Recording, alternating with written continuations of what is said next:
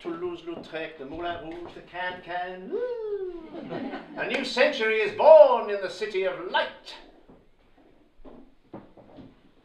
30th November 1900.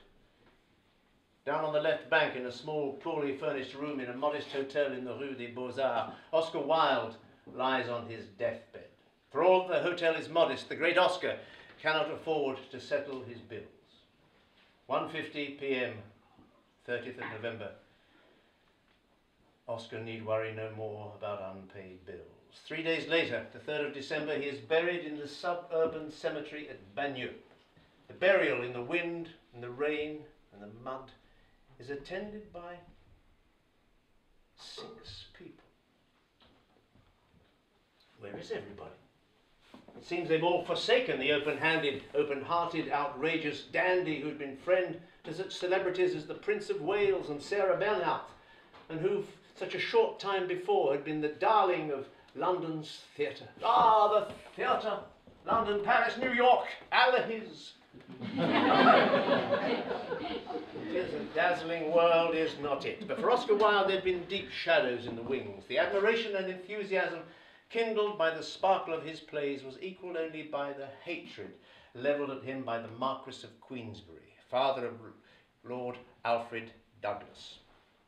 Wilde had been introduced to Douglas in the summer of 1891, and there began the torrid relationship that was to end in scandal and tragedy. Wilde displayed his passion for Douglas with, well, gay abandon, you might say, as they explored together the high spots of Europe and North Africa and dabbled in the milieus of male prostitution that were made so much of during the trials. Ah, the trials, yes. Well, you see, a number of letters from Wilde to young Bosie Douglas had somehow found their way into the hands of Daddy Queensberry, fueling his anger and his loathing for the writer who was, he thought, leading his blue-eyed boy into a life of depravity, whereas in fact young Bosie Douglas had raised a few eyebrows, to say the least, before he ever met Oscar Wilde. Threats, insults, harassment, open accusations ensued. You were both thrown out of the Savoy Hotel at a moment's notice because of your disgusting conduct. If I catch you and my son together in any public restaurant, I will thrash you, sir, thrash you. And this until Oscar Wilde was at his wits' end. Goaded by Douglas, who nourished a ferocious hatred for his wife-beating bully of a father, Wilde decided, in desperation, to sue Queensberry for criminal libel. Oh, mistake. Don't do it, Oscar. People in glass houses. But that was not one of Oscar Wilde's many immortal aphorisms. He should never have given in to Bosie's obsessive desire for revenge on his father. Powerful friends and acquaintances such as George Bernard Shaw advised him, let the matter drop, Oscar. No jury will give a verdict against a father trying to protect his son. But Oscar Wilde was too much in love with and dominated by Alfred Bosie Douglas. If only he could have fallen in love with George Bernard Shaw. Now there's a thought. Well, the trial attracted huge attention, and on the first day, Wilde was grand, witty, slippery, superior, supercilious, superb. But strong evidence was being marshalled to support the case of the screaming Scarlet Marquis, as Wilde called him. So-called witnesses, rent boys, prostitutes, many of them with Queensberry's shillings jingling in their pockets, and they were queuing around the block. And on the third day, advised by his lawyer, who could sense that disaster was looming, Wilde withdrew the charges. Queensberry, not guilty. Lord Queensberry, discharged. Wilde, on the other hand, because of revelations that had already emerged during the trial, was now suspected of criminal homosexual acts, was himself arrested and charged that same afternoon, and subsequently tried and sentenced to such a severe punishment that it was thought by many at the time that the aim of that punishment was to distract the public's attention from another recent but still festering scandal of the time. The murky relationship between he who was to become Prime Minister of England, Lord Rosebery, and, guess who? Alfred Douglas's elder brother, Francis. Oh, dear. Poor old Queensberry. No, put yourself in his place. Queensberry, a simple hunting, shooting, fishing sort of chap. Sporting man. Inventor of the rules of boxing, the famous Queensberry rules. Yes, for it is that same Queensberry. A red-blooded, impenitent, impenetrable, heterosexual bully boy who suddenly finds himself with not one but two sons who bat for the other side. To try and understand this a little better, let us go back and begin almost at the beginning.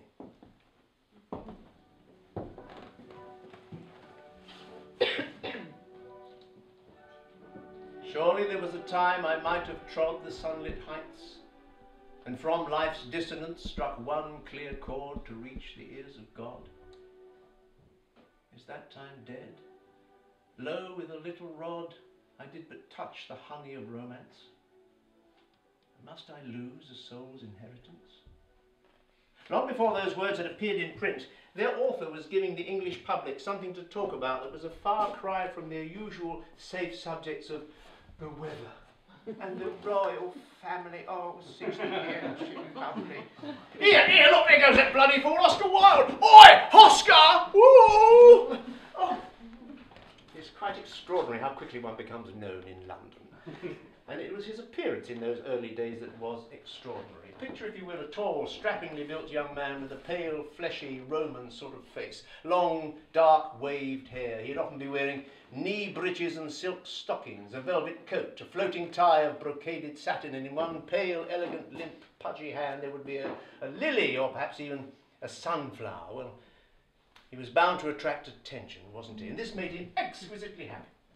To have passed unnoticed anywhere would have seemed to him the most ostentatious form of obscurity. I have no wish to pose as being ordinary, great heaven, he said on one occasion, during the first trial, in fact. Indeed, the one ordinary thing Oscar Wilde seems to have done in his life is to have fled away from his native island just as soon as he possibly could. And this was pretty ordinary in every sense of the word, you see, because everyone was doing it. Every young Irish man, particularly if he had any artistic bent, seems to have left the unfortunate country as soon as he'd had his first shave. And Oscar Wilde was no exception to the Irish rule. He had decided that what he wanted was something that his native city, the impoverished capital of an impoverished nation, could never give him. He wanted fame, worldwide fame, and he decided to begin by getting himself talked about all over the world. Perhaps I'll be a writer, he told a fellow student, a poet, or a dramatist. Somehow or other, I'll be famous. And if I'm not famous, I'll be notorious.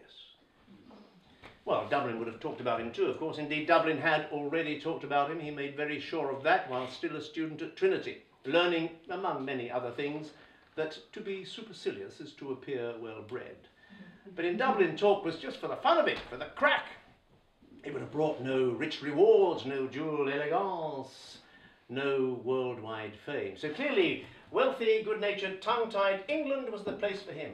And after 4 years at Oxford, whence he emerged in a blaze of academic glory and encrusted with honours, he awarded himself the title Professor of Aesthetics, and needing a platform to show off his brilliance, his conversation, his wit, he descended upon London, where he proceeded to amuse himself and the town prodigiously, talking, endlessly talking, lecturing on art, trying, as he said, to teach the English to appreciate beauty. Getting himself invited to dine at nearly every great house in Mayfair, usually more than once. Oh, Mr. Wilde, do come again soon and enchant us all with your conversation. But sometimes, him conceited great ass, never again!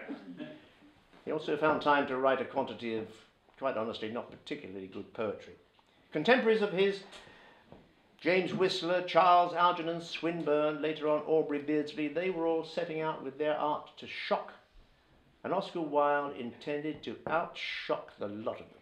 If he'd been here today, he would probably be what we call a celeb, or a personality, famous just for being famous. He would probably appear and pontificate on television chat shows, loved by some and loathed by others?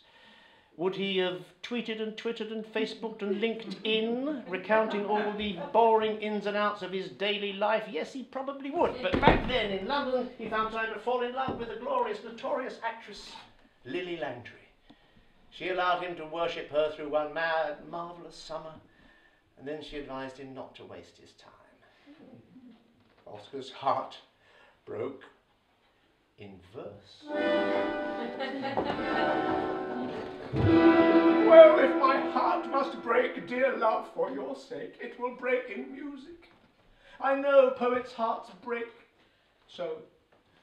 But strange that I was not told that the brain can hold in a tiny ivory cell God's heaven and hell. Not one of the best, but that last line, God's heaven and hell, might have summed up Oscar Wilde's life to come. But his broken heart mended with remarkable rapidity, and in 1882 he travelled quite cheerfully to America to lecture on art and aesthetics and the house beautiful. He was already enough of a celeb at the age of 28 to have been satirised in Punch magazine and by Gilbert and Sullivan in an operetta called Patience. And his American tour was organised for mutual publicity purposes, to coincide with the American tour of that musical. Oscar was true to form. I am disappointed with the Atlantic, he said, having just crossed it. It is not as majestic, nor even as large as I thought. And of course, famously to the American customs officer, no, I have nothing to declare but my genius. Yes, in the course of over 100 lectures across the length and breadth of that vast country, Oscar Wilde gave his transatlantic audience all it expected, and perhaps a little more.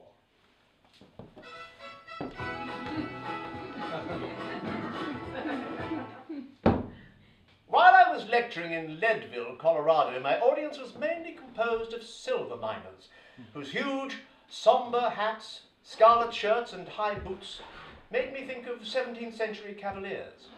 Indeed, they were the first really well-dressed men I had seen since my arrival in the United States.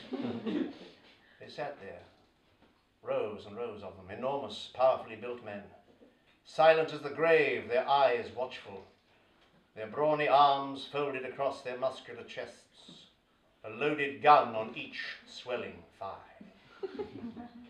I talked to these delightful fellows of the early Florentine schools of painting, and they slept as soundly as if no crime had ever stained the ravines of their mountain home.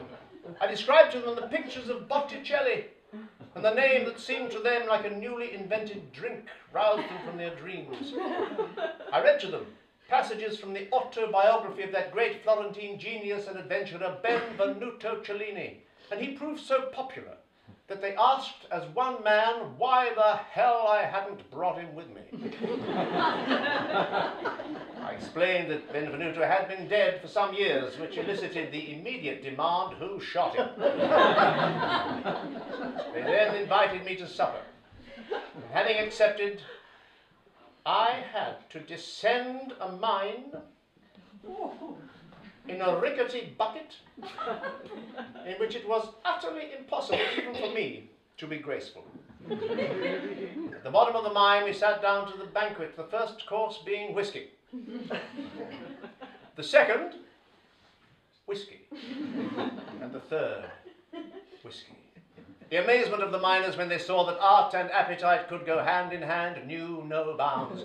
When I lit a large cigar and quaffed a couple of cocktails without flinching, they cheered me till the silver fell in glittering dust from the roof onto our table. Incidentally, it is said that Oscar Wilde drank those rough fellows under that very table that very night, and many other people under many other tables on many other rough nights. Indeed, it was in Leadville, in a honky-tonk saloon, while drinking, that he saw the notice pinned above the piano which said, "Please do not shoot the pianist, he is doing his best." He pronounced himself very much in favour of this very radical system of artistic criticism. He seems to have had a perfectly splendid time all over the United States. Back in London, he fell in love again. And this time he married her, a very sweet, gentle, and very attractive Irish girl, Constance Mary Lloyd. Fortunately, Constance had an allowance from her family because Oscar, conversationalist extraordinaire, renowned wit and raconteur, genius with words, reviled, vilified, lampooned, caricatured, hated, envied, admired. A bon vivant with, you would think, the world at his feet, was in fact, as a poet and writer, almost penniless. He summed up his situation quite simply. Half the world does not believe in God. The other half does not believe in me. The marriage was blessed with 2 sons, Cyril and Vivian, who loved their wonderful storyteller as a father then and through all that was to come. And yet it would seem that it was around this time, in the late 1880s, that Oscar Wilde's pederasty started to get the better of him. He pursued his career lecturing on art, writing mainly essays, poetry, short stories, marvellous stories for children. For 2 years he edited a magazine, The Woman's World. And then with his novel, The Picture of Dorian Gray, he produced a work that scandalised the literary world and English society as a whole. It's the story of an exceptionally beautiful young man, Dorian, who only realises just how beautiful he is when he sees the finished portrait painted of him by an artist friend. Dorian is bowled over by himself to such an extent that he utters a prayer that he will always remain as young and beautiful as he is in the picture, but that the painting will age and decay in his place. Oscar Wilde said, "When the gods wish to punish us, they answer our prayers." Dorian then, under the evil influence of another friend, embarks on a life of pleasure, sensation, debauchery, depravity, wallowing in all the vile acts known to men. And over the years, the painting, now hidden in an attic, steadily becomes hideous with sin and disease, while Dorian retains all the beauty of his youth. One day, many years later, now full of remorse for the life he has led, he decides to take the painter to inspect the transformed painting and explain everything to him. The painter is horrified, and stung by his reproaches, Dorian, in a fit of anger, seizes a knife and brutally murders him. He disposes of the body, and then, a guilty but remorseful man, he attempts to redeem himself by living a more virtuous life. Sometime later, he decides to go and inspect the painting again, hoping that he will find now some change for the better.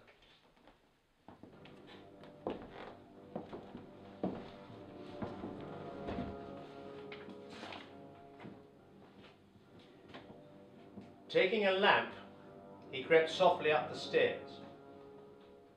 He passed swiftly into the attic, locking and bolting the door behind him as was his custom.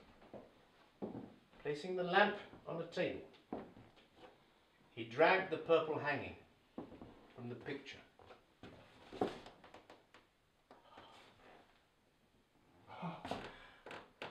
No change. No change whatsoever. Save that now there was a new and horrifying look of cunning in the eyes, and on the mouth the curved wrinkle of the hypocrite. The thing was still loathsome. More loathsome, if possible, than before. The scarlet dew that spotted the hands seemed brighter than ever, and more than ever like blood newly spilt. There was blood even on the painted feet, as though the thing had dripped. Blood on the hand that had not held the knife. What did this mean? That he was to confess to the crime? Give himself up and be put to death? Why, the idea was grotesque. There was no evidence against him, no evidence at all. Except that.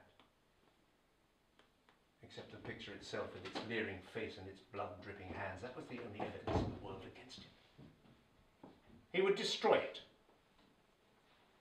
Looking round, he saw the knife that had stabbed Basil Hallward. As it had killed the painter, so it would kill the painter's work and all it stood for. It would kill his conscience. Well, he would live without his conscience. he would live without his soul. And when their hideous warnings were silent, he would be...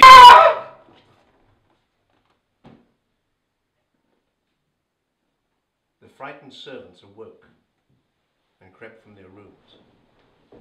For a while they stood in silence, and then 3 of the men mounted the great staircase. Mr. Dorian! Mr. Dorian! Mr. Dorian!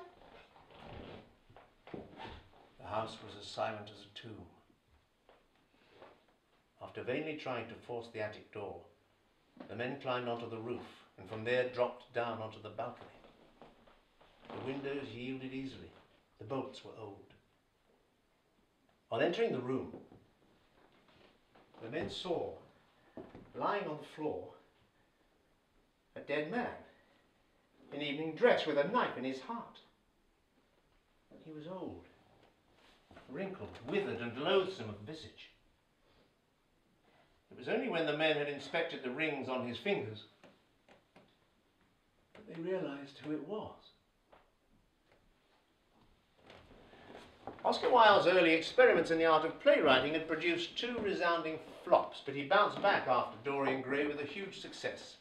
Lady Windermere's Fan, a comedy of manners that transformed his burgeoning reputation into wide popularity. And he followed that with another hit, A Woman of No Importance. It would be little exaggeration to say that Oscar Wilde was one of those mainly responsible for inventing that period we speak of today as the 1890s, the naughty 90s. Throughout the first half of which remarkable period he strutted and swaggered, and through the second half of which he stumbled and staggered.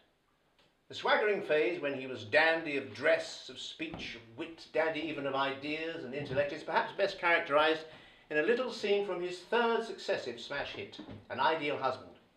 A little scene in which young Lord Goring, a character not unlike Oscar Wilde himself, is dressing for his 2nd party of the evening.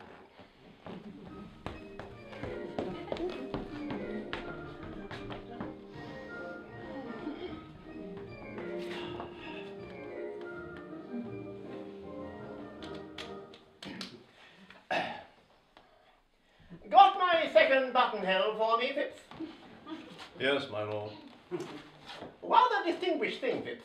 I am the only person of the smallest importance in London at present who wears a buttonhole. Yes, my lord, I have observed that. You see, Phipps, fashion is what one wears oneself. What is unfashionable is what other people wear. Yes, my lord. Just as vulgarity is simply the conduct of other people. Yes, my lord. Other people are really quite dreadful, Phipps. The only possible society is oneself. Yes, my lord. To love oneself is the beginning of a lifelong romance, Phipps. Yes, my lord. Well, don't think I quite like this buttonhole, Phipps.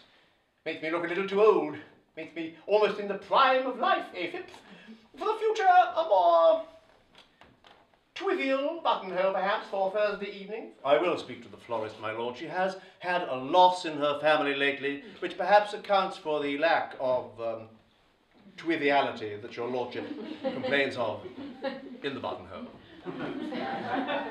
Extraordinary thing about the lower classes in England. They're always losing their relations. Yes, my lord, they are extremely fortunate in that respect. Yeah, that will do, Phipps. Phipps's views on family life seem somewhat lax. Really. If the lower orders can't set one a good example, what on earth is the use of them? Well, with his ever-increasing success as a playwright, Wilde began to out-Oscar Oscar, living for pleasure, sensation, celebrity, and art for art's sake. The projection of himself as the star in the comedy of his own life was becoming second nature to him. The green carnation that he had invented as a buttonhole came to stand for a brief and brilliant season or 2 as a symbol of the age. It represented a mood that was at most indolent, witty, bizarre, absurd, and deliberately affected. It thumbed its nose at straight-laced, straight-faced, sombre Victorianism. And throughout this period, Oscar Wilde continued to pursue his penchant for young men, often with the help of one Alfred Taylor, an upper-class intellectual pimp. And his work flourished. He wrote a play in French for his friend, the actress Sarah Bernhardt. It was his biblical tragedy, Salome, the only one of his works during this period that was not governed by a spirit of laughter. In Wilde's version of the story, he has Salome fall desperately in love with the prophet John the Baptist, known in the play as Jochanan. When the holy man rejects her advances, Salome requires just one thing: revenge. And her opportunity arises one night when her libidinous stepfather, the King Herod, asks her to perform for him the erotic dance of the seven veils. Salome refuses, and refuses, and refuses, and refuses, until finally Herod cracks. Je vous ordonne de danser pour moi, Salomé. Non. Je ne danserai pas. Salomé, Salomé, dansez pour moi, je vous supplie. Si vous dansez pour moi, vous pourrez me demander tout ce que vous voudrez, et je vous le donnerai. And so, under the light of the full moon, she dances for him, her youthful sensuality stoking the fires of his stepfatherly lust for her. And when her dance is completed, Salome demands her reward. Donnez-moi la tête de Jochanan. Oh, non, vous ne voulez pas ça, vous dites ça seulement pour me faire de la peine parce que je vous ai regardé pendant toute la soirée. Et oui, je vous ai regardé. Votre beauté m'a troublé. Votre beauté m'a terriblement troublé. Et je vous ai trop regardé. Mais écoutez, Salomé, j'ai des bijoux cachés ici que même votre mère n'a jamais vus. J'ai un collier de perles à 4 rangs. On dirait des lunes enchaînées de rayons d'argent. On dirait 50 lunes captives dans un filet d'or. Une reine l'a porté sur l'ivoire de ses seins. Et toi, quand tu le porteras, tu seras aussi belle qu'une reine. J'ai des saphirs, grands comme des œufs, j'ai des chrysolites et des béryls, j'ai des chrysoprases et des rubis, j'ai des sardonyx et des hyacinthes et des calcédoines, et je vous les donnerai tous, mais tous. J'ai un cristal qu'il n'est pas permis aux femmes de voir. Enfin, Salomé, que veux-tu? Dis-moi ce que tu désires, et je te le donnerai. Je te donnerai tout ce que je possède, sauf une vie. Je te donnerai le manteau du grand prêtre. Je te donnerai le voile du sanctuaire. Donnez-moi la tête de Jochanan.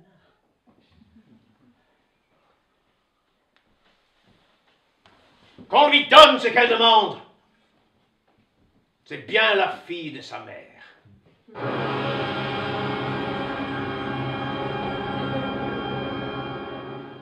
And then Oscar Wilde met his real-life Dorian Gray in the shape of the diabolically beautiful, or was he beautiful and diabolical? Alfred Bosie Douglas. And there began the relationship that was to bring about his downfall. Although ostensibly still happily married and living with his family in Tite Street, Chelsea, Wilde began more and more frequently to take rooms in hotels, both in England and abroad. His private life became less and less discreet and more offensive to the Marquis of Queensberry, who took his harassment of Wilde on one occasion to the extent of going to Wilde's house, accompanied by his pet thug, a prize fighter, to intimidate Oscar Wilde. Wilde lashed them with scathing words, and they both slunk away.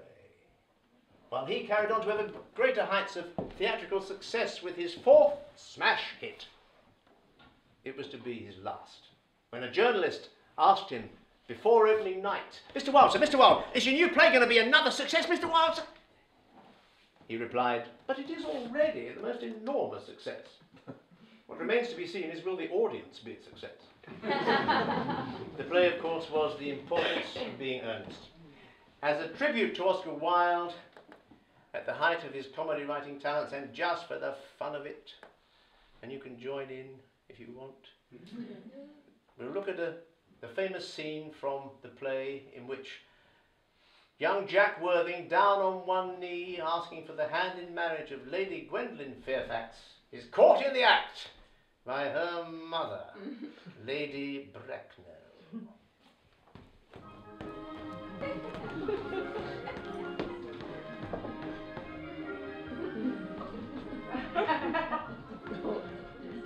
Oh! Arise, sir, from this semi-recumbent posture. It is most indecorous. But, mamma, I am engaged to Mr. Worthing. Pardon me, but you are not engaged to anyone. When you do become engaged to someone, I, or your father, should his health permit him, will inform you of the fact. An engagement should come upon a girl as a surprise, pleasant or unpleasant as the case may be. It is certainly not a matter she can be allowed to decide for herself. And now, I have a few questions to put to you, Mr. Worthing. While I am making these inquiries, you, Gwendolen, will wait for me below in the carriage. But, Mamma, in the carriage, Gwendolen!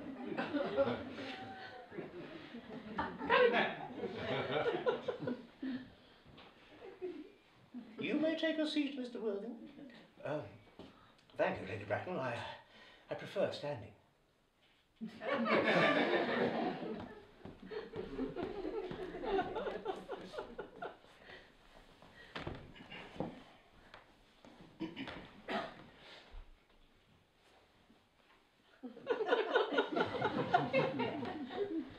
I feel bound to tell you that you are not down on my list of eligible young men, although I have the same list as the dear Duchess of Bolton has. We work together, in fact. I'm quite ready to enter your name should your answers be what a really affectionate mother requires. Do you smoke? Yes, Lady Bracknell, I must admit I smoke. I'm glad to hear it. A man should always have an occupation of some kind. There are far too many idle men in London as it is. How old are you? 29. A very good age to be married at. I have always been of the opinion that a man who desires to get married should know either everything or nothing. Which do you know? Oh, I know nothing, Lady Bracknell. I am very pleased to hear it. I do not approve of anything that tampers with natural ignorance. Ignorance is like a delicate, exotic fruit. Touch it and the bloom is gone. The whole theory of modern education is radically unsound. Fortunately, in England at any rate, education produces no effect whatsoever. If it did, it would prove a danger to the upper classes, and no doubt lead to acts of violence in Grosvenor Square. And now, to minor matters. Are your parents living? I have lost both my parents. To lose one parent, Mr. Worthing, might be considered a misfortune. To lose both looks to me like carelessness. Who was your father? Well, I don't actually know, Lady Bracknell. You said I said I'd lost my parents. It would be nearer the truth to say that, well, my parents seem to have lost me. I don't actually know who I am by birth. I was found. Found? The late Mr. Thomas Cardew, an old gentleman of a very charitable and kindly disposition, found me, and he gave me the name of Worthing because he happened to have a first-class ticket to Worthing in his pocket at the time. Worthing is a place in Sussex. It is a seaside resort. And where did the charitable gentleman who had a first-class ticket to the seaside resort find you? In a handbag. Handbag? Yes, Lady Bracknell, I was in a handbag, a somewhat large black leather handbag, with handles to it. An ordinary handbag, in fact. And in which particular locality did this Mr. James or Thomas Cardew come across this ordinary handbag? In the cloakroom at Victoria Station. The Brighton line? But the line is immaterial! Mr. Worthing, I must confess I'm somewhat bewildered by what you have just told me. To be born, or at any rate bred, in a handbag, whether it had handles to it or not, seemed to me to display a contempt for the ordinary decencies of family life, which remind one of the worst excesses of the French Revolution. And I presume you know what that unfortunate movement led to.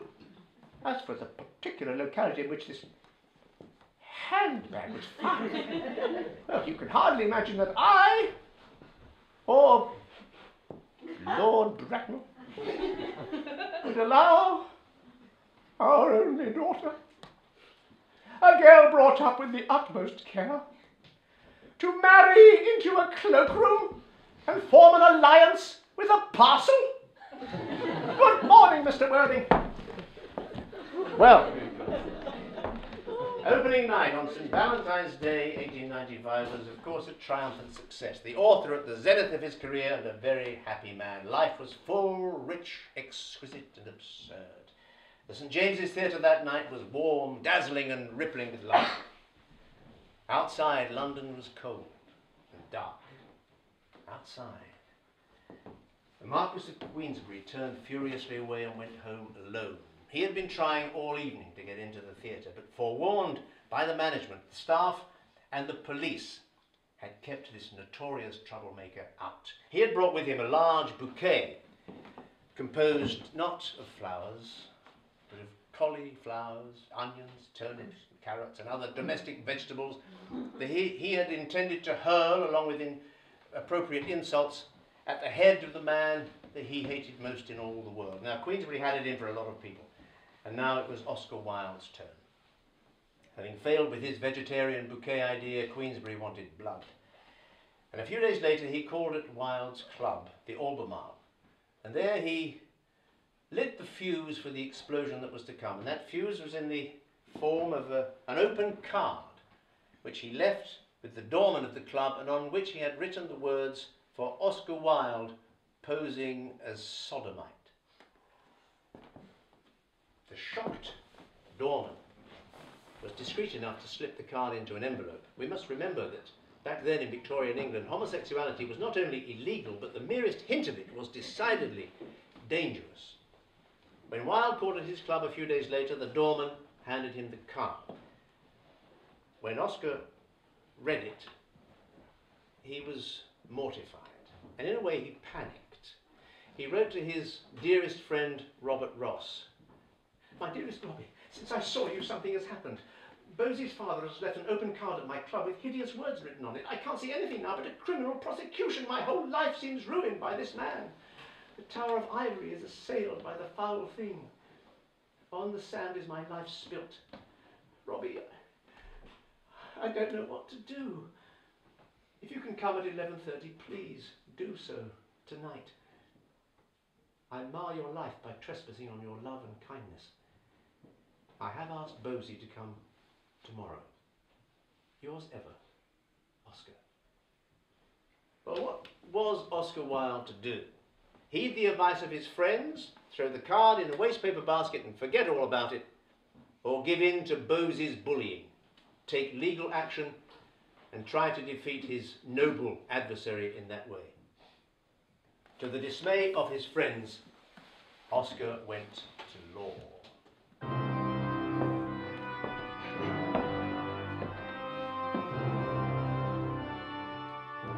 On the 2nd of March 1895, John Sholto Douglas, 9th Marquis of Queensberry, was charged with publishing a libel concerning Mr. Oscar Fingal O'Flaherty Wills Wilde.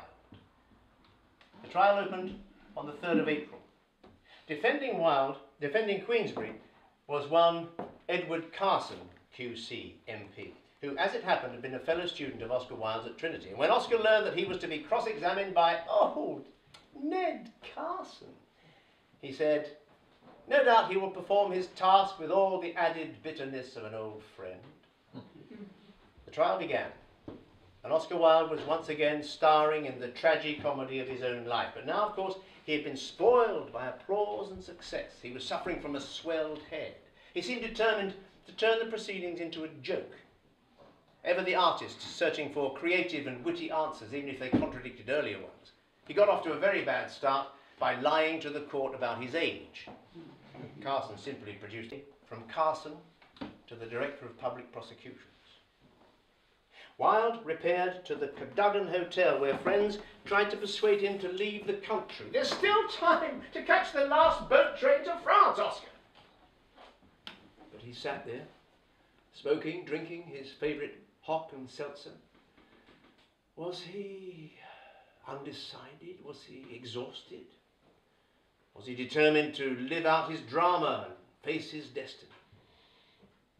Did he perhaps have an inkling of a letter that his mother was shortly to write to him, in which she said, "If you stay, even if you go to prison, you will still be my son. It will not change my affection. If you go, I will never speak to you again." For whatever reason, when the last boat train left for France, Oscar Wilde was not on board. And later that same afternoon, the Home Secretary H. Asquith signed the orders for Oscar Wilde's arrest.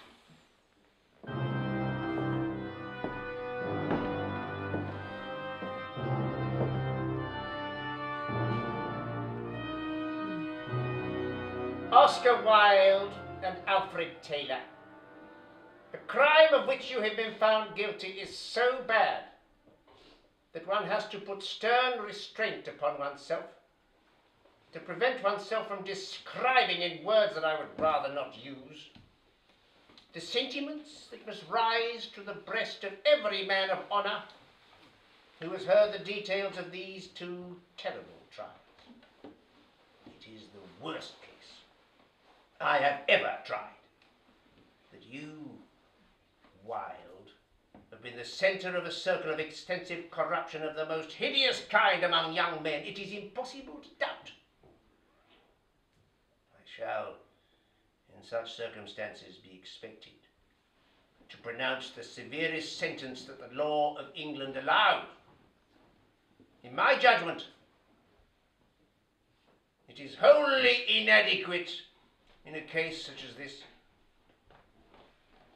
The sentence of this court, that you shall each of you be imprisoned and kept to hard labour for 2 years. And I, my lord, may I say nothing? And the warders hurried the two men, the pimp and the poet, out of sight. And outside the Central Criminal Court, on the paving stones of Old Bailey, London, prosperous citizens and public prostitutes danced together in virtuous triumph, in yet another of the English people's periodic and sickening manifestations of moral self-righteousness. The day of the green carnation was dead and done forever. It was just 13 weeks since Queensberry had left his card at the Albemarle. Not 4 months since the triumphant opening night of The Importance of Being Earnest at the St. James's Theatre. Wilde was taken to the cells and then to prison to begin his sentence. He spent the first 5 months in Wandsworth, Holloway and Pentonville jails, in solitary confinement. A plank for a bed, and nothing to do but sew mailbags, pick oakum, and turn crank handles. We tore the tarry rope to shreds with blunt and bleeding nails. We rubbed the doors and scrubbed the floors and cleaned the shining rails. And rank by rank we soaped the plank and clattered with the pails. We sewed the sacks, we broke the stones, we turned the dusty drill. We banged the tins and bawled the hymns and sweated on the mill. But in the heart of every man, terror was lying still. So still it lay that every day crawled like a weed-clogged wave, and we forgot the bitter lot that waits for fool and knave, till once, as we tramped in from work, we passed an open grave. With yawning mouth, the yellow hole gaped for a living thing, The very mud cried out for blood to the thirsty asphalt ring. And we knew that ere one dawn grew fair, some prisoner had to swing. But even though in the depths of shame and despair, Oscar Wilde's sense of humour did not completely leave him. He wrote, "If this is the way Queen Victoria treats her prisoners, she doesn't deserve to have any." And in those months and years in prison, his passion for Bosie Douglas turned to seething fury and bitter hatred, which found its outlet in the letter he wrote to Douglas in 1897. The letter we now know as De Profundis. Her Majesty's Prison, Reading. Dear Bosie, I will begin by telling you that I blame myself terribly. I blame myself for allowing an unintellectual friendship whose primary aim was not the creation and contemplation of beautiful things, entirely to dominate my life. From the very first, there was too wide a gap between us. It was intellectually degrading to me. You wore me out, you and your father. Between you both, I had lost my head. My judgment forsook me. Terror took its place. Blindly, I staggered like an ox to the shambles. Those of my friends who really desired my welfare implored me to retire abroad and not face an impossible trial. You forced me to stay and brazen it out in the box by absurd and silly perjuries. At the end, of course, I was arrested, and your father became the hero of the hour. His place is among the kind-hearted parents of Sunday school literature. Your place is with the infant Samuel, and in the lowest bodge of male, in the lowest mire of male bodge of hell, I sit between Gilles de Rais and the Marquis de Sade.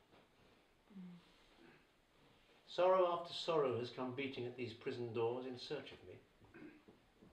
Those of my friends who desired to see me have been denied access. My enemies have had full access, always. The messenger of death has brought me his tidings of my mother and gone his way. And now my two children are taken from me by legal procedure. We prisoners are clowns whose hearts are broken. We are especially designed to appeal to the sense of humour. Listen. On the 13th of November, 1895, I was brought here to Reading from London. From 2 o'clock until 2:30, I had to stand on the central platform at Clapham Junction, in convict clothes and handcuffed for the world to look at. Of all possible objects, I was the most grotesque. And when people saw me, they laughed. Each train as it came up swelled the audience. Nothing could exceed their amusement. And this, of course, was before they knew who I was. As soon as they had been informed who I was spat upon, and they laughed still more.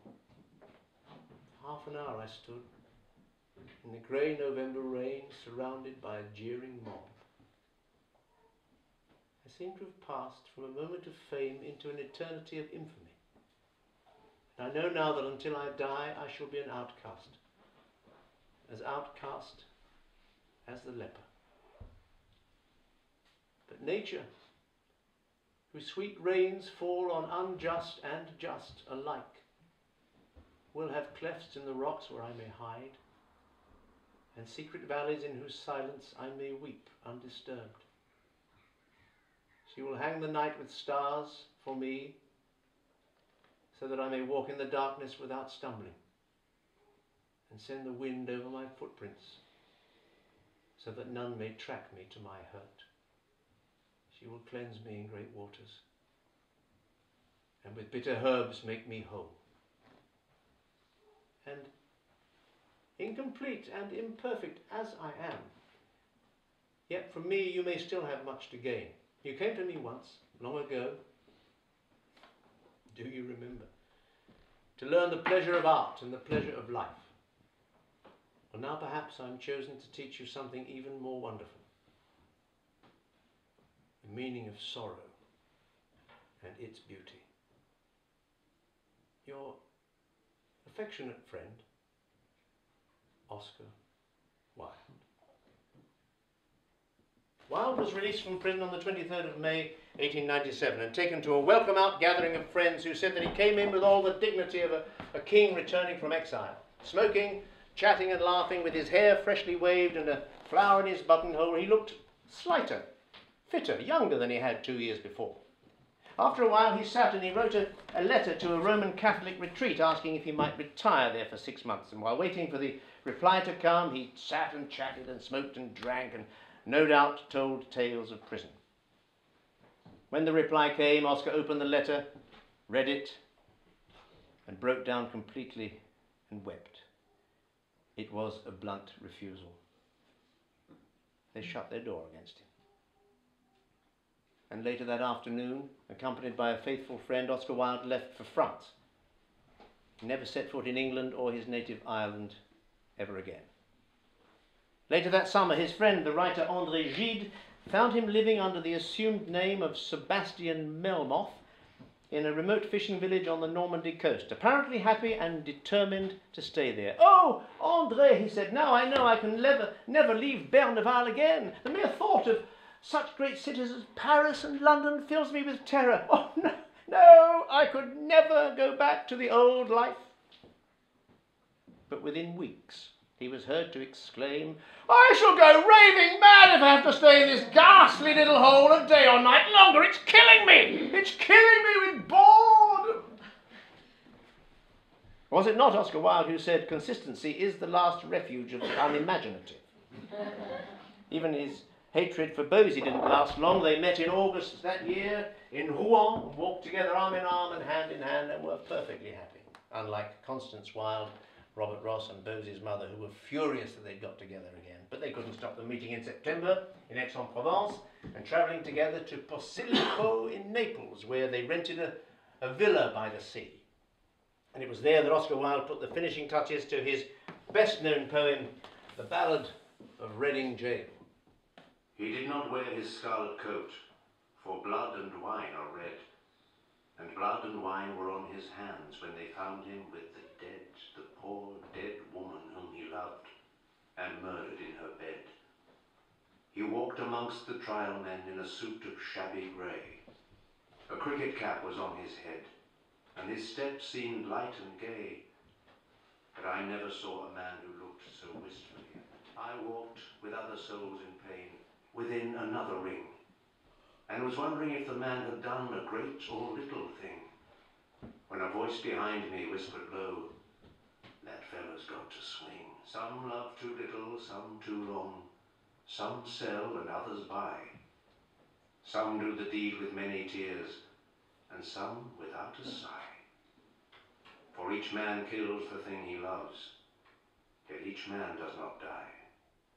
But their friendship seems to have cooled with the first chill winds of autumn as they each realised that they could not recapture the past. Oscar Wilde went to Paris, the town where he'd always felt most at home. But home was now any hotel that would put up with his private life and where he could put off as long as possible paying the bills. He still held court, met friends, picked up young men. Over 30 of them are mentioned in his letters from Paris. He made the occasional trip to Italy and Switzerland, but that was always paid for by a friend or an acquaintance.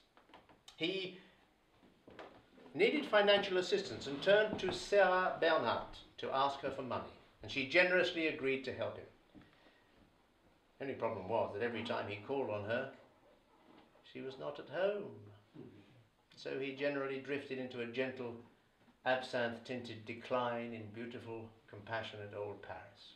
His last dwelling was in the Hôtel d'Alsace in the Rue des Beaux-Arts, where the proprietors Monsieur and Madame du Poirier looked after him with a tender and touching kindness. The only problem he had there was that he could not stand the wallpaper in his room, which was a repellent mixture of 3 turgid shades of the same colour, magenta and magenta and magenta. And every time he had to look at it, Oscar gave vent to his favourite cry, "It's killing me, Robbie, it's killing!" And it is said that just before the end, when he knew that his time was up, he gazed at the offending wallpaper and said, "Yes, of course, one of us had to go." The persistent headaches he'd been suffering from turned out to be meningitis, and his condition worsened considerably in November 1900. Just before the end, Robert Ross called a priest, and Oscar Wilde was at last received into the Roman Catholic Church. He died slowly, very slowly, and in great pain. Let us remember Robert Ross, who remained loyal and steadfast right to the end, and beyond the end, despite Wilde's periodic preferences for Bosie Douglas. And let us spare a thought for Monsieur du Poirier, the hotel owner who provided for Oscar Wilde's needs through those last weeks from his own pocket, who never asked for payment, and who came to the funeral bearing a wreath inscribed, "À mon locataire," to my lodger. And let us not forget the great Oscar himself, love him or loathe him, who would be tickled pink at his modern day respectability. The commemorative plaques on houses here, there and everywhere. The monumental tomb in Père Lachaise Cemetery in Paris. The tourists who pay vast sums of money to stay in his room in the Hôtel in the Rue des Beaux-Arts. 5-star luxury. Oscar Wilde, who it is said retained much of his willfulness and good humour right to the end. Just before he died, he looked up at Robbie Ross and said, "When the last trumpet sounds, and you and I are couched in our purple and porphyry tombs, I shall turn to you and say, 'The last trumpet.' But Robbie, I shall add, Robbie, dear boy, let us pretend we do not hear it."